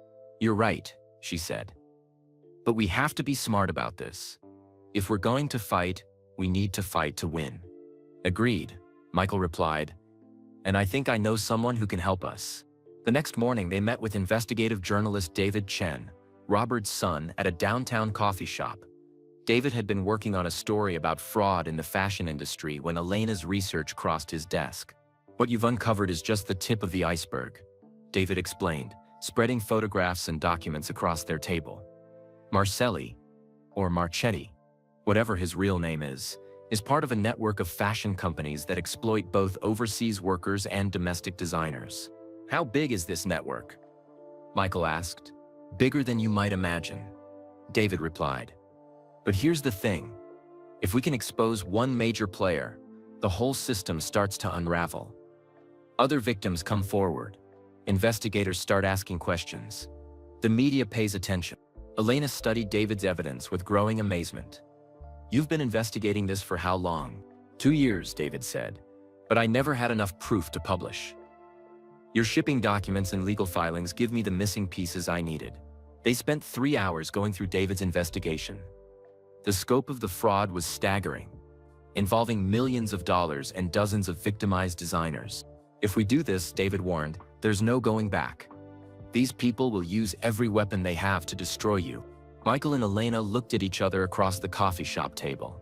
In her eyes, he saw the same determination that had driven her to write that first letter. In his, she saw the same quiet strength that had impressed her during the meeting with Marcelli. Then we better make sure we don't lose, Elena said. As they shook hands with David Chen, agreeing to cooperate with his investigation, neither Michael nor Elena realized they had just declared war on one of the most powerful and corrupt networks in American fashion. But they were about to learn that their enemies had been preparing for this war much longer than they had. Chicago, May. The betrayal came from someone Michael had trusted since college. Tom Watson's face stared back at him from the morning edition of the Chicago Tribune, quoted in a damaging article about Michael's fashion venture. Athletes shouldn't be in fashion, Watson had told the reporter. Jordan's just using his basketball fame to muscle into an industry where he doesn't belong. It's not fair to real designers who've trained for years to perfect their craft. Michael sat in his kitchen, reading the words over and over, feeling like he'd been punched in the stomach. Tom Watson had been his roommate at North Carolina for 2 years. They had studied together, played pickup games together, dreamed together about their futures in professional sports. But Tom's basketball dreams had died when he tore his ACL during senior year. While Michael went to the NBA, Tom had struggled to find his place in the world. Eventually, he landed a job as a sports marketing executive in New York. But the bitterness of watching his former roommate's success had eaten away at him like acid. Elena found Michael still sitting at the kitchen table an hour later. The newspaper spread in front of him like evidence of a crime. Who is Tom Watson, she asked, reading the headline. Someone I thought was my friend, Michael replied quietly. Elena sat down across from him, studying his face. She had learned to read Michael's moods over the months they had worked together. This wasn't just hurt. This was the deep pain that comes from betrayal by someone you love. Tell me about him, she said gently. Michael told her about their college friendship, about the injury that ended Tom's basketball career, about the years of Christmas cards and occasional phone calls that had kept them connected. What he didn't say, what he was just beginning to understand, was that Tom had probably resented him for years. The article says he's working as a consultant for someone called Andre Dubois, Elena said, reading more carefully. Michael's head snapped up. Andre Dubois, the fashion critic who's been attacking us in the magazines? Elena nodded grimly. It looks like they recruited your friend to give their attacks more credibility. Nothing hurts like criticism from someone who supposedly knows you well. The phone rang before Michael could respond. It was David Chen, the investigative journalist, and his voice was urgent. We have a problem, David said without preamble. Tom Watson has been feeding information to Dubois and Marcelli for weeks. He knows about our investigation, our sources, even our timeline for publication. Michael felt the world spinning around him. How do you know? I have contacts in the New York fashion scene, David explained. Watson's been bragging about having inside information on your business plans. He's told them everything, your manufacturing partnership, your financial situation, even details about Elena's legal troubles. Elena was listening to Michael's side of the conversation, and she could see the devastation in his eyes. She grabbed the phone from his hand. David, this is Elena. What does this mean for our investigation? It means they've been playing chess while we've been playing checkers, David replied honestly. They know our moves before we make them, but there might be a way to turn this around. Over the next hour, they developed a plan that felt like something out of a spy movie. If Watson was feeding information to their enemies, they would feed him false information and see what happened. We'll tell him we're planning to settle the lawsuit quietly. Michael explained as they worked out the details. Make it seem like we're giving up on the business entirely. And then, Elena asked. Then we watch to see if Marcelli relaxes his attacks, David said. If he does, we'll know Watson is really working for them. More importantly, it might give us the breathing room we need to finish our investigation. The plan required Michael to do something that went against every instinct he had. Lie to someone he still considered a friend. Tom Watson answered his phone on the second ring, his voice cautious. Michael? I heard you saw the Tribune article. Yeah, I saw it, Michael replied, working to keep his voice neutral. I guess you said what you felt you had to say. Look, man, it's not personal, Tom said, and Michael could hear the defensiveness in his voice. I just think you're making a mistake getting into fashion. You're already successful in basketball. Why risk your reputation on something you don't understand? Michael bit back the angry words he wanted to say. Instead, he followed the script he and Elena had prepared. Maybe you're right, he said, injecting defeat into his voice. This whole thing has been nothing but trouble. The legal bills, the factory fire, the media attacks. Elena and I are thinking about just settling with Marcelli and walking away. There was a long pause on Tom's end of the line. Really? You're giving up? What choice do we have? We're getting killed out there. After the call ended, Michael felt dirty, lying to Tom, even though Tom had betrayed him, went against everything his parents had taught him about honesty and integrity. I hate this, he told Elena. I hate playing these games. I know, Elena replied, putting her hand on his shoulder. But sometimes you have to fight dirty people with their own weapons. Within 48 hours, their plan worked better than they had hoped. Marcelli's lawyers called with a settlement offer that was surprisingly generous. Andre Dubois stopped publishing attacks on them. Even the threatening phone calls to Elena stopped. They think they've won. David Chen reported after monitoring the fashion industry gossip networks. Word is spreading that you two are finished and ready to surrender. But while their enemies celebrated prematurely, Michael and Elena were achieving something they hadn't expected: creative breakthrough. With the pressure temporarily reduced, they had time to focus on what had brought them together in the first place: creating revolutionary athletic fashion. The new Chen manufacturing facility was finally ready, and their first real production run was about to begin. Elena had spent weeks perfecting their designs based on feedback from Michael's teammates and other athletes who had tried the prototypes. The new pieces were elegant but functional, professional but comfortable. Look at this, she said excitedly, showing Michael the latest jacket design. I figured out how to put stretch panels in the back and under the arms without affecting the tailored look from the front. Michael tried on the jacket and moved through a series of athletic motions, reaching, twisting, stretching. The fabric moved with him like a second skin while maintaining the sharp lines of traditional menswear. This is incredible, he said, genuinely amazed. It looks like a business suit but feels like workout clothes. Their breakthrough attracted attention from an unexpected source. The Chicago Symphony Orchestra was preparing for a major tour, and their musicians were struggling with formal wear that restricted their ability to play their instruments. A violinist needs to lift his arms above his head, explained the symphony's wardrobe director when she called Elena. A cellist needs to lean forward and spread her knees. Traditional formal wear fights against every movement a musician needs to make. Elena saw immediately how their athletic business wear could solve the symphony's problems. Musicians were performers, just like athletes. They needed clothes that served their art, not hindered it.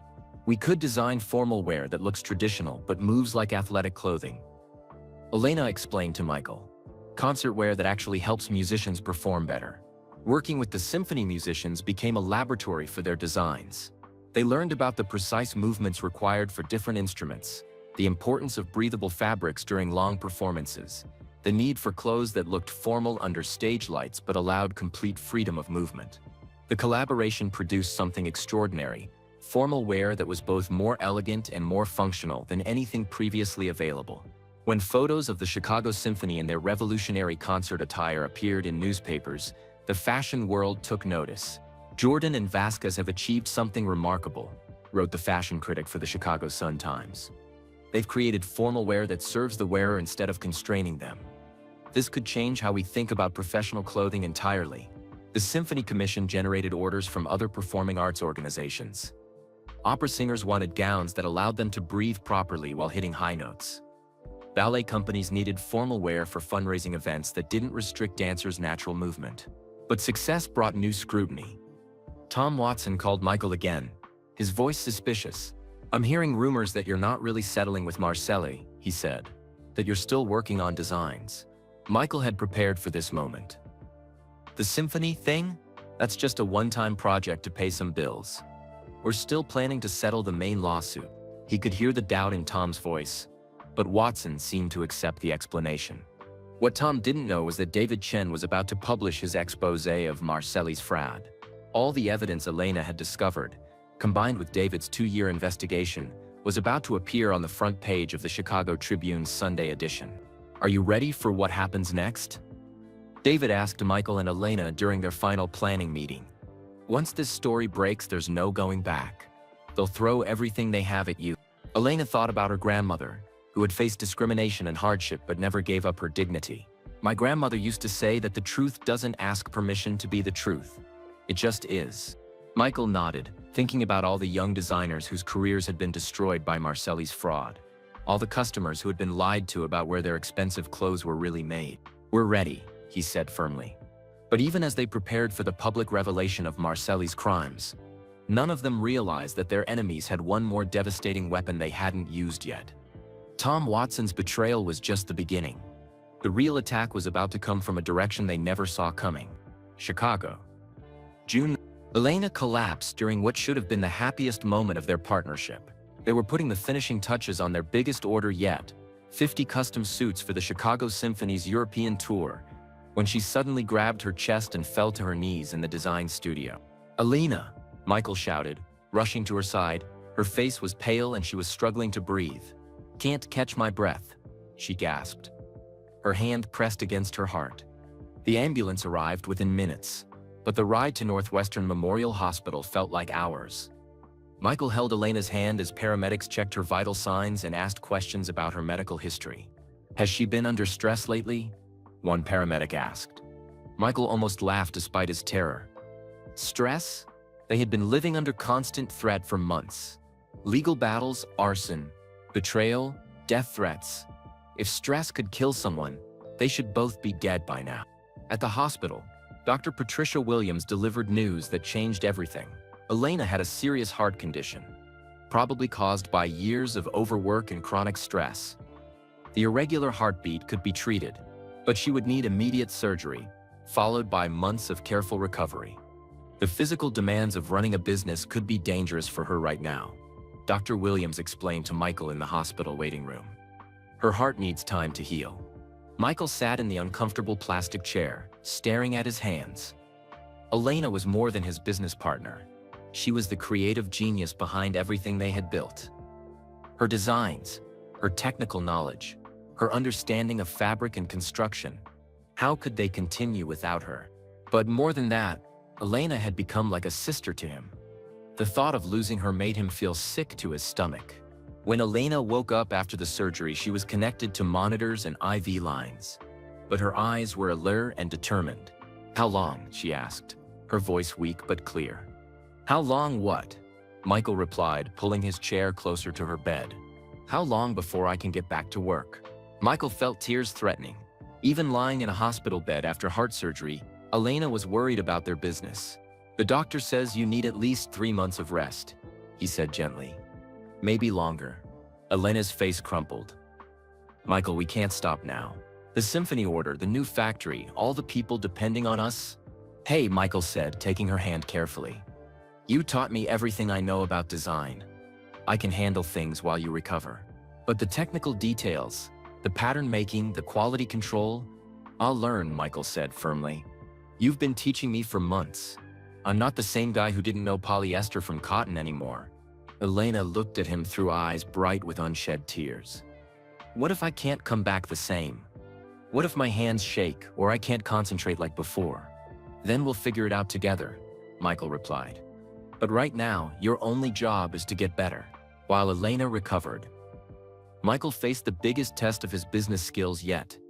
Their partnership with Nike had fallen through when they chose independence over easy money. Now, with Elena unable to work, they had an offer that seemed too good to refuse. Phil Knight, Nike's founder, called Michael personally with a new proposal. Nike would acquire their designs and pay Elena's medical bills in exchange for the rights to mass-produce their athletic businesswear globally. "This could solve all your problems," Michael Knight said during their phone conversation. "Elena gets the best medical care money can buy. You become wealthy beyond your dreams, and millions of people get access to your innovative designs." The offer was tempting beyond belief.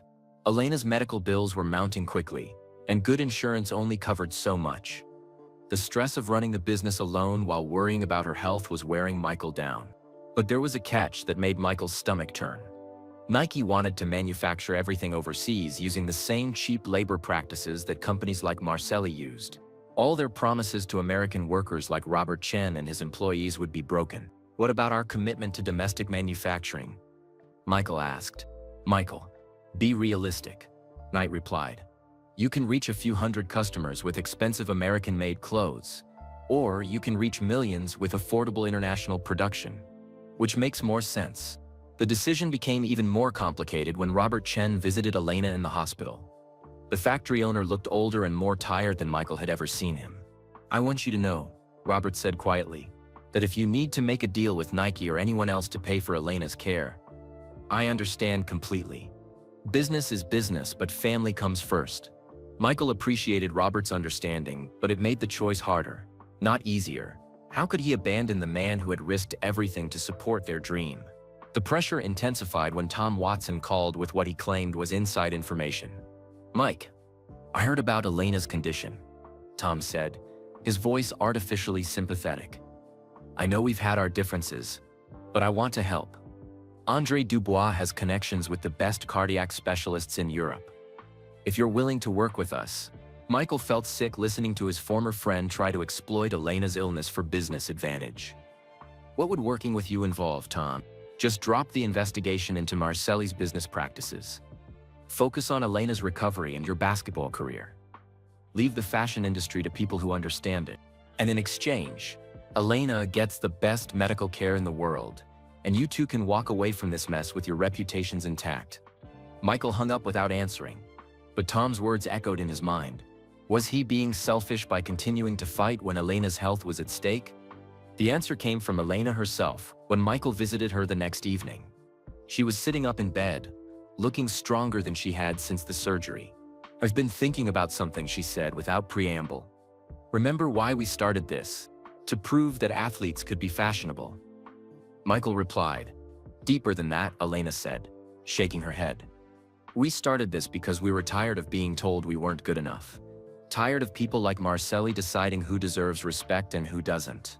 She paused, looking directly at Michael with eyes that held all her old fire. "If we quit now, if we take Nike's money and abandon everything we've built, what message does that send to everyone who's been supporting us? What does it say to young designers who are facing the same discrimination I faced?" Michael felt something shifting inside his chest. Elena was right. This had never been just about business success. It had been about proving that talent and hard work mattered more than connections and fake accents. "But your health," he began, "will improve faster if I'm fighting for something I believe in instead of lying around feeling sorry for myself," Elena interrupted. "Michael, promise me something." "What?" "Promise me you won't make any deals while I'm recovering. Not with Nike, not with Marcelli, not with anyone. Give me 3 months to get strong enough to fight beside you again." Michael looked at his business partner, his friend, his sister in everything but blood. She was asking him to risk her financial security, his own future, and the livelihoods of everyone depending on their business, all for the principle that they shouldn't have to compromise their values to succeed. "I promise," he said finally. But even as he made that commitment, Michael knew their enemies were preparing their most devastating attack yet. David Chen's exposé was scheduled to publish in 2 days, and intelligence suggested that Marcelli and his allies were planning something that would make their previous attacks look like playground fights. The real war was about to begin, and Elena wouldn't be there to help him fight it. Chicago, June. The Chicago Tribune hit newsstands at 6 a.m. on Sunday morning with a headline that shook the fashion world: "Fashion's fake Italian prince exposed." David Chen's investigation filled the entire front page and continued for 3 full pages inside. Michael bought 5 copies from the newsstand near Northwestern Memorial Hospital, where he had been staying close to Elena during her recovery. His hands trembled as he read the devastating expose that laid bare Vincent Marchetti's decades of fraud. The article revealed everything: the fake Italian identity, the sweatshop manufacturing disguised as luxury craftsmanship, the systematic theft of designs from minority-owned businesses, and the network of corrupt fashion executives who had helped maintain the deception. But the most shocking revelation came in the final paragraphs. David Chen had uncovered evidence that Marchetti had been planning to frame Michael and Elena for the factory fire that had destroyed Robert Chen's original building. Sources within the fashion industry report that Marchetti hired private investigators to manufacture evidence suggesting Jordan and Vasquez committed arson for insurance money and publicity. The article stated, only the lack of insurance coverage on the destroyed facility prevented this plan from moving forward. Michael felt sick reading those words. They hadn't just been fighting a business competitor. They had been fighting a criminal who was willing to destroy innocent people's lives to protect his fraudulent empire. He rushed to Elena's hospital room to share the news. She was sitting up in bed, looking stronger than she had in days, with her own copy of the Tribune spread across her lap. "Did you see this?" she asked, pointing to a sidebar article about other designers who had been victimized by Marchetti's theft. Michael read over her shoulder. The list included names he recognized, talented young designers whose careers had mysteriously stalled after brief encounters with Marchetti's company. All of them were minorities or immigrants, people who had been easy targets for someone with money and legal connections. "We did this," Elena said softly. "All these people who were too scared to speak up before, now they're telling their stories." The phone in Elena's room rang constantly, as reporters, other designers, and business partners called to discuss the revelations. The story was spreading beyond Chicago, picked up by national newspapers and television stations. But the victory celebration was interrupted by an unexpected visitor. Sarah Martinez, their lawyer, arrived, looking grim, despite the apparent good news. "We have a problem," she said, closing the door behind her.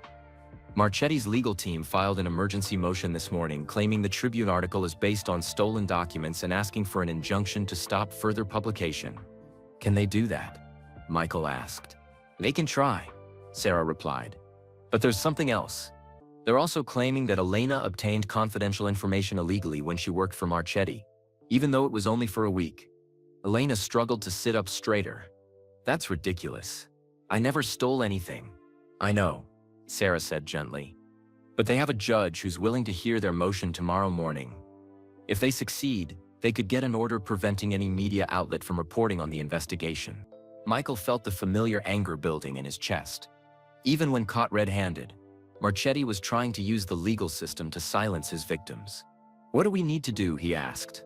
"Fight," Sarah said simply. "We need to be in court tomorrow with every piece of evidence we have. We need witnesses. Documentation, everything that proves Marchetti is trying to cover up his crimes rather than defend against them." The next 24 hours were a whirlwind of preparation. Michael coordinated with David Chen to organize evidence while Elena, against doctor's orders, insisted on reviewing legal documents from her hospital bed. Robert Chen drove up from Charlotte with a van full of shipping records and manufacturing documents. Marcus Thompson brought testimony from workers who had seen suspicious activity around the factory before the fire. Even Magic Johnson called to offer his support as a character witness. "This is bigger than your business now," Magic told Michael during their phone conversation. "This is about whether people with money can silence the truth when it threatens their power." The courtroom was packed when they arrived Tuesday morning. Michael had never been in a legal proceeding before, and the formal atmosphere intimidated him. Judge Patricia Williams, a stern woman in her 50s, called the proceedings to order with a sharp rap of her gavel. Marchetti's legal team was impressive. 5 attorneys in expensive suits who spoke in complex legal language about defamation, stolen property, and irreparable harm to their client's reputation. "Your Honor," said Marchetti's lead attorney, "these defendants have engaged in a coordinated campaign to destroy my client's business through the publication of lies and distortions. The Tribune article is based on documents obtained illegally by Ms. Vasquez during her brief employment with Marcelli Milano." Sarah Martinez stood to respond, but Michael was shocked to see Elena entering the courtroom in a wheelchair, wearing her best business suit despite having been released from the hospital only hours earlier. "Your Honor," Sarah began, "the evidence speaks for itself. Mr. Marchetti is not trying to protect his reputation. He's trying to hide his crimes. What followed was 3 hours of legal argument that felt like warfare conducted in formal language. Marchetti's lawyers attacked Elena's character, questioned Michael's motives, and claimed the entire investigation was a conspiracy to destroy an innocent businessman. But Sarah Martinez and David Chen had prepared well. They presented shipping records, financial documents, and testimony from multiple witnesses that painted a clear picture of systematic fraud spanning more than a decade. The turning point came when Judge Williams asked to examine the original documents that had started Elena's investigation. These shipping manifests, the judge said, holding up the papers Elena had discovered, were provided to you as part of normal legal discovery in the civil lawsuit? Yes, Your Honor, Sarah confirmed. They were included in documents Mr. Marchetti's own lawyers sent to us. Judge Williams studied the papers more carefully. So you're telling me that Mr. Marchetti is claiming theft of documents that his own legal team provided to you? The courtroom fell silent. Even Marchetti's expensive lawyers seemed to realize their argument had just collapsed. Furthermore, Judge Williams continued, these documents appear to show systematic fraud in the marketing and sale of consumer products. If authentic, they suggest criminal activity that goes far beyond any civil business dispute. She looked directly at Marchetti, who was sitting at the defendant's table looking smaller and older than Michael had ever seen him. Mr. Marchetti, I am denying your motion for an injunction. The public has a right to know about potential fraud in the fashion industry. Furthermore, I am ordering that copies of all evidence presented today be forwarded to the U.S. Attorney's Office for potential criminal investigation. The courtroom erupted in noise as reporters rushed to file their stories. Michael felt a weight lifting from his shoulders that he hadn't realized was there. But the victory was bittersweet. As they left the courthouse, Elena collapsed again. The stress of the legal fight had been too much for her recovering heart. As paramedics loaded her into an ambulance for the second time in 2 weeks, Elena grabbed Michael's hand. Did we win? She whispered. We won, Michael confirmed, tears streaming down his face. But you need to focus on getting better now. The business can wait. Elena smiled weakly. No, it can't. This is just the beginning, Michael. Now we have to prove we can build something as good as we are at tearing down lies. As the ambulance pulled away, Michael realized Elena was right. Exposing Marchetti's fraud had been the easy part. Now they had to prove they could succeed on their own merits, without the drama of fighting corruption. The real test of their partnership was just beginning. New York City, July. The offer arrived by messenger at Northwestern Memorial Hospital, delivered to Elena's room in a thick envelope with the distinctive logo of Vogue magazine embossed on expensive letterweight paper. Grace Mirabella, editor-in-chief of the most powerful fashion magazine in America, wanted to meet with Michael Jordan. The letter was brief but electric with possibility. Mr. Jordan, your story has captured the attention of the fashion world. We would like to discuss featuring you on the cover of Vogue, the first athlete ever to receive this honor. Elena read the letter from her hospital bed, her heart monitor beeping faster as she processed the implications. Michael, do you understand what this means? She asked, her voice breathless with excitement. Michael sat in the visitor's chair, studying the elegant letterhead. I understand it's a big deal. You've told me how important Vogue is to the fashion industry. This isn't just important, this is historic, Elena said, struggling to sit up straighter. A Vogue cover would legitimize everything we've been fighting for. It would prove that athletes belong in high fashion. 3 days later, Michael found himself in the soaring Manhattan offices of Condé Nast Publications, riding an elevator to the 20th floor where Vogue occupied space that overlooked Central Park. Everything about the building screamed sophistication: marble floors, crystal chandeliers, and employees who moved like they were walking runways. Grace Mirabella's office was larger than most apartments, with floor-to-ceiling windows that offered spectacular views of the city. The walls were covered with iconic Vogue covers from decades past, and the woman behind the massive glass desk commanded the room like a general surveying a battlefield. Mr. Jordan, Mirabella said without standing, her voice crisp and professional. Please, sit down. Can I offer you anything? Coffee? Water? I'm fine, thank you, Michael replied, taking a seat in a white leather chair that probably cost more than most people's cars. Mirabella studied him with the calculating gaze of someone who had built a career reading people's potential for visual impact. Michael was used to being evaluated. Coaches, scouts, and agents did it constantly. But this felt different, more personal. Your story is remarkable, Mirabella began, pulling out a file folder thick with newspaper clippings. The rejection by Marcelli, building a business from nothing, exposing corruption in the fashion industry. It is all the elements of a compelling narrative. Elena and I have worked hard, Michael said carefully. We believe athletes deserve the same respect as anyone else when it comes to fashion and style. About Miss Vasquez, Mirabella said, her tone shifting slightly. I understand she's been instrumental in the design work. She's been more than instrumental. Elena is the creative genius behind everything we've created. I couldn't have done any of this without her. Mirabella nodded, making notes on a legal pad. I'm sure she's been very helpful. However, for the Vogue cover story, we need to focus on the elements that will resonate most strongly with our readers. She stood and walked to her wall of magazine covers, gesturing toward decades of fashion history. Vogue covers are about aspiration, Mr. Jordan. Our readers want to see success, glamour, achievement. They want to imagine themselves in the life of the person on our cover. Michael sensed something concerning in her tone. And Mirabella returned to her desk, her expression becoming more businesslike. The story we want to tell is about Michael Jordan, the basketball superstar who conquered the fashion world. It's about your vision, your determination, your triumph over those who said athletes couldn't understand style. What about Elena's role in all of this? Michael asked directly. Miss Vasquez would be mentioned, of course, as a talented seamstress who helped execute your vision. A technical consultant, if you will. Michael felt his stomach drop. A technical consultant? You understand the business realities, Mirabella continued smoothly. Vogue covers drive magazine sales. Your story, the famous athlete breaking barriers, sells magazines. A story about an unknown immigrant seamstress does not. The room fell silent except for the distant hum of traffic, 20 floors below. Michael stared out at Central Park, thinking about everything Elena had taught him, everything they had built together. Let me make sure I understand, he said finally. You want to put me on the cover and tell a story that makes Elena disappear from our partnership? I wouldn't put it that way, Mirabella replied diplomatically. We would simply emphasize the aspects of the story that best serve our editorial mission. Michael thought about Elena lying in her hospital bed, fighting to recover so she could continue building their dream. He thought about all the credit she deserved for their innovations, all the recognition she had been denied throughout her career because of her gender and ethnicity.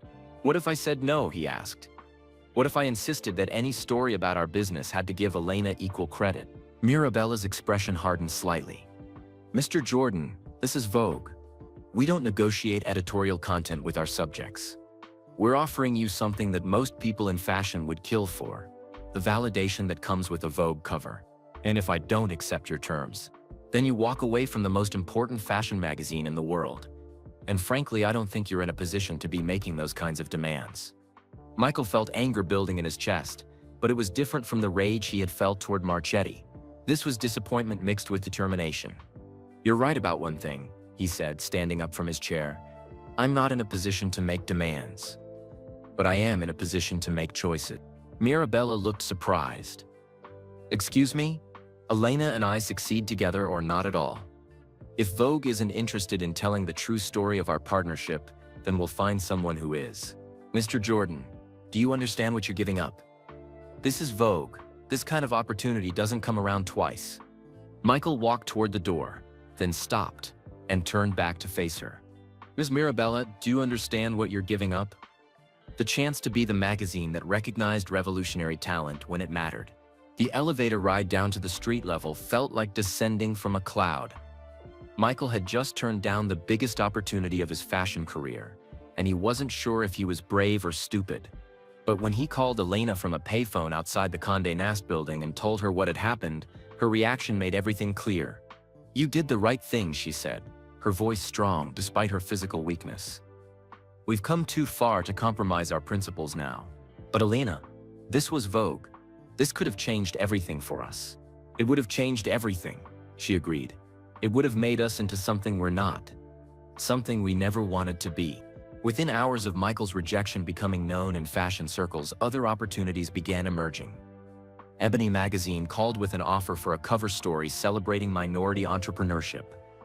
Hispanic business wanted to feature Elena as an innovative designer and role model. Sports Illustrated proposed a feature on athletes as business innovators. You know what's interesting?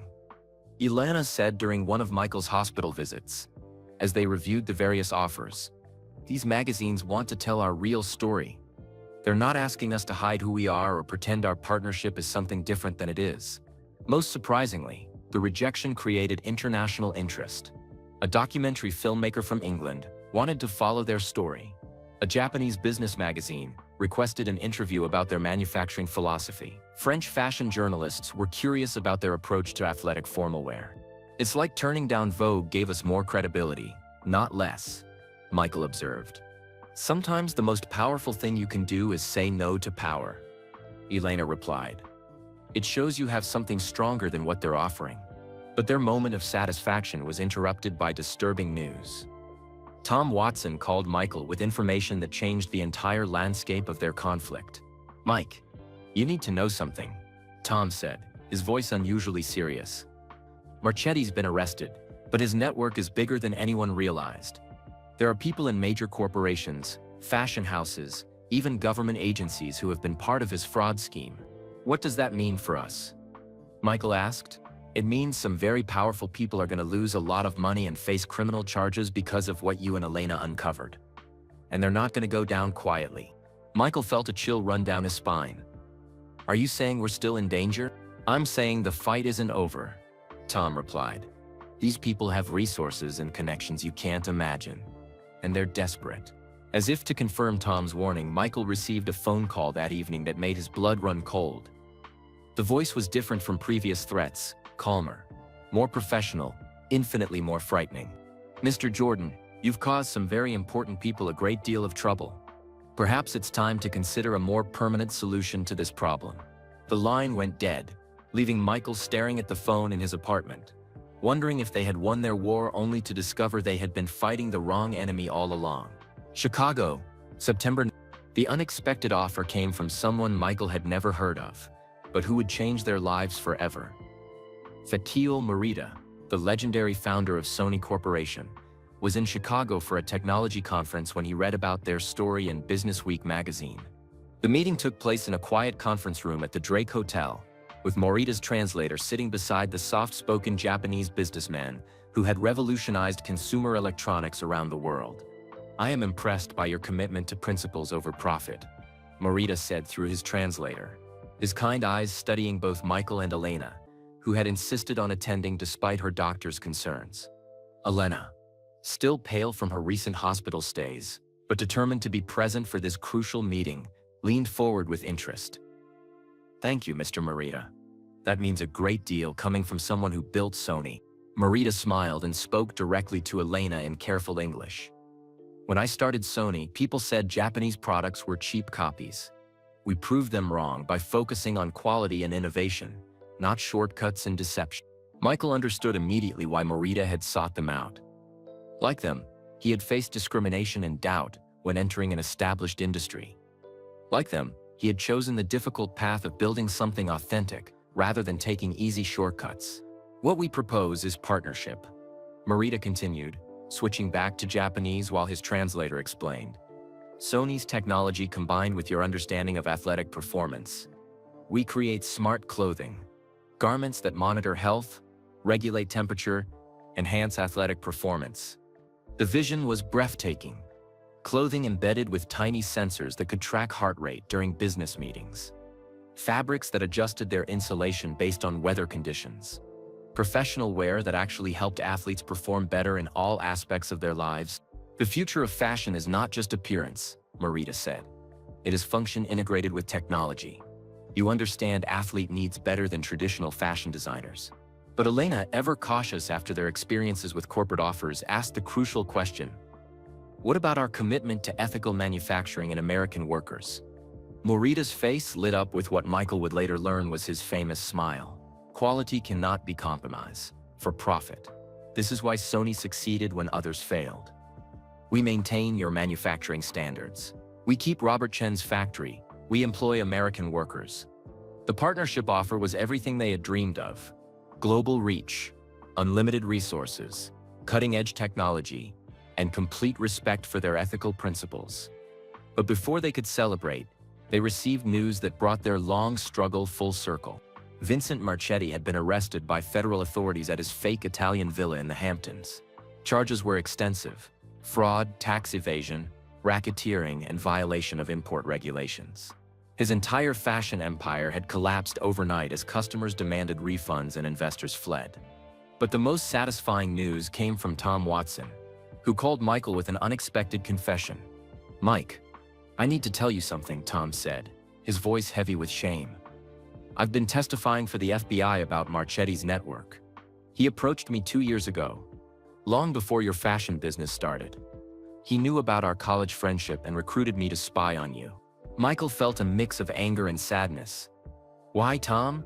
"Jealousy," Tom admitted honestly. "You made it to the NBA. You were successful.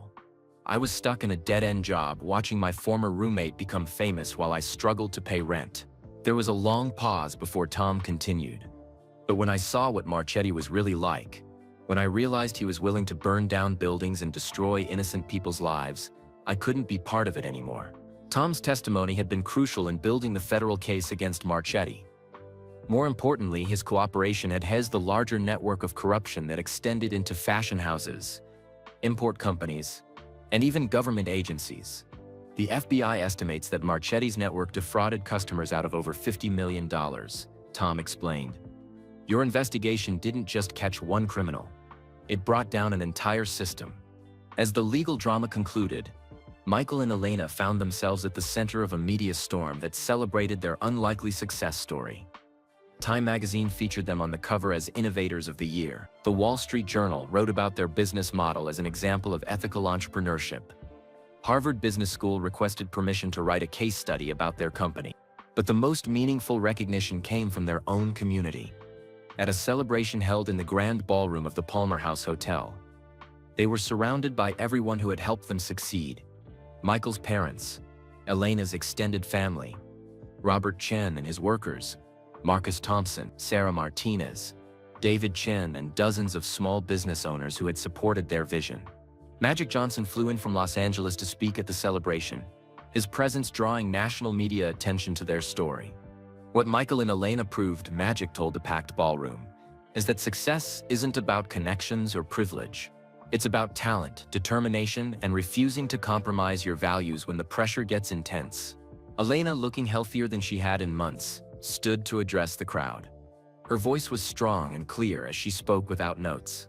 "When I was a little girl in Mexico City, my grandmother used to tell me that America was the place where hard work and good ideas could triumph over money and connections.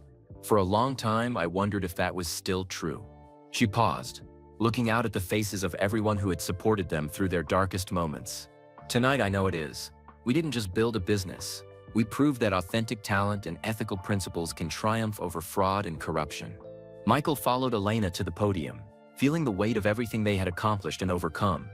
"A year ago, a fashion designer told me that athletes don't understand sophistication," he began, his voice carrying to every corner of the room. "He was wrong about something important. What we understand is something more valuable than sophistication. We understand that respect can't be bought or inherited. It has to be earned." He gestured toward Elena, then toward his parents, then toward Robert Chen and the workers who had rebuilt their factory from ashes. "We understand that real class comes from how you treat people, especially when they can't help you succeed. We understand that America's greatest strength isn't our wealth or power. It's our ability to let anyone with talent and determination build something meaningful." The applause was thunderous, but Michael wasn't finished. "Most importantly, we learned that the best way to defeat people who try to hold you down isn't revenge, it's success. It's building something so good, so authentic, so innovative, that their lies and prejudices become irrelevant." As the celebration continued into the night, Elena pulled Michael aside for a private conversation on the hotel's terrace overlooking Grant Park. "I have to tell you something," she said, her voice emotional, "something I've never told you about that day in Marchetti's office." Michael looked at her with curiosity and concern. "That wasn't the first time I saw someone humiliated for who they were," Elena continued. "When I was 16, applying for design school, a professor told me Mexican girls should stick to housekeeping, not haute couture." She paused, tears forming in her eyes. When I saw Marchetti treat you that way, I saw myself. I saw everyone who had ever been told they weren't good enough, smart enough, or sophisticated enough. We didn't just build a business, Michael. We proved them all wrong. Michael felt his own eyes filling with tears as he finally understood the depth of Elena's commitment to their partnership. They hadn't just been fighting for their own success. They had been fighting for everyone who had ever been dismissed because of their background, their accent, their dreams that seemed too big for other people's expectations. You know what the best part is? Michael said, looking out at the Chicago skyline where their journey had begun. What? We're just getting started. With Sony's partnership, with all the attention we're getting, with everything we've learned, we can help other people build their dreams too. Elena smiled. The first genuinely relaxed smile Michael had seen from her in months. My grandmother always said that success isn't about what you achieve for yourself. It's about what you make possible for others. As they stood on the terrace watching the lights of Chicago twinkle below them, Michael and Elena knew their greatest victory wasn't defeating Vincent Marchetti or building a successful business.